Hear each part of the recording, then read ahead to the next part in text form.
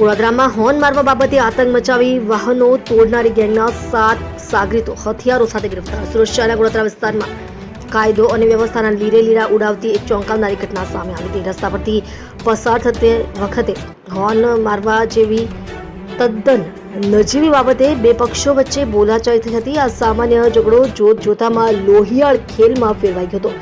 એક પક્ષના માથાભારે યુવકોએ પોતાના અન્ય સાગરીતોને હથિયારો સાથે ઘટનાસ્થળે બોલાવી લીધા હતા અને સમગ્ર વિસ્તારમાં આતંક મચાવવાનું શરૂ કર્યું હતું. સુરતમાં ગુંડાઓનો ખાત્મો.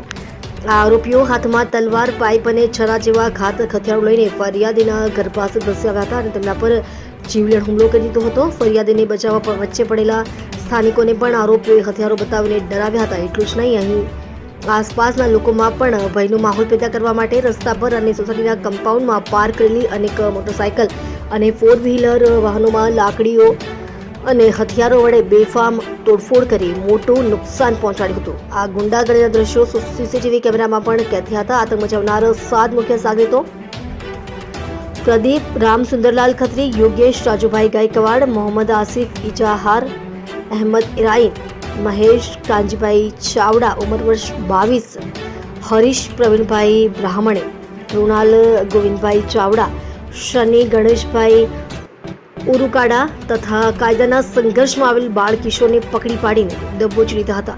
ઘટનાની ગંભીરતાને ધ્યાનમાં રાખીને સુરત પોલીસ કમિશનરની સૂચનાથી વડોદરા પોલીસ અને ક્રાઇમ બ્રાન્ચની ટીમો તુરંત એક્શનમાં આવી હતી. પોલીસે સીસીટીવી ફૂટેજ અને સ્થાનિક બાતમીદારોના આધારે તપાસના ચક્રો ગતિમાન કરીને આ આતંક મચાવનાર ટોળકીના 7 મુખ્ય સાગરીતોને રાતોરાત દબોચી લીધા હતા.